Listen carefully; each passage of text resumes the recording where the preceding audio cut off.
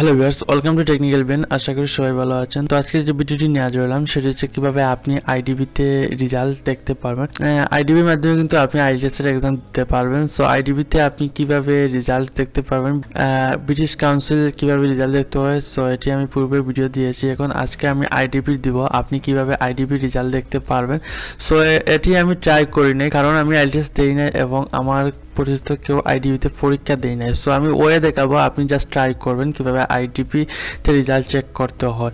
So আমার পূর্বে একটি ভিডিও দিয়েছি ব্রিটিশ কাউন্সিলে কিভাবে রেজাল্ট দেখতে হয়, কারণ এটি আমার ভাই ব্রিটিশ কাউন্সিলে এক্সাম দিয়েছিল, সেই জন্য আমি জানি কিভাবে দেখতে হয়। সো আইডিবিতে আমার কেউ পরীক্ষা দেয় নাই, সেই জন্য আমি জানি না। সো আমি রিচার্জ করে দেখলাম এইভাবে রেজাল্ট শো করে, বাট আপনি ট্রাই করে নেবেন।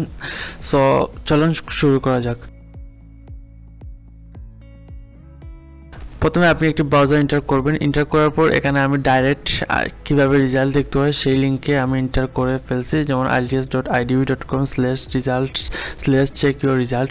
সো এটি কিন্তু আমি ভিডিওর ডিসক্রিপশন বক্সে লিঙ্কটি দিয়ে দেবো, আপনি জাস্ট দেখে নেবেন। অর্থাৎ আপনি সেই ভিডিওর লিঙ্কে এন্টার করে কিন্তু আপনি এই ওয়েবসাইটে এন্টার করতে পারবেন। সো এখানে আপনার আদার নেম অর্থাৎ গিভ নেম দিবেন, ফ্যামিলি নেম এটি পাসপোর্টের সাথে ম্যাচিং করে দিবেন, তারপর পাসপোর্টের নম্বর অর্থাৎ পাসপোর্ট যে নম্বর রয়েছে সেটি দিবেন, তারপর আপনার জন্ম তারিখ সিলেক্ট করবেন। তারপর এখানে I am not a robot এটি আপনি মার্ক করবেন। মার্ক করার পর রেজাল্টে ক্লিক করলে কিন্তু আপনার রেজাল্টটি শো করবে। সো আশা করি ভিডিওটি বুঝতে পেরেছেন কীভাবে আইডিপি রেজাল্ট দেখতে হয়। আর কোনো যদি সমস্যা হয় তাহলে আমাদের সাথে যোগাযোগ করতে পারেন ফেসবুকে, অথবা আমার কমেন্ট বক্সে জানাবেন। সো কানেক্ট করবেন, আমার ফেসবুকে মেসেজ দিবেন, তাহলে আমি হেল্প করবো আপনাকে কিভাবে রেজাল্টটি শো করা যায় অর্থাৎ চেক করা যায়।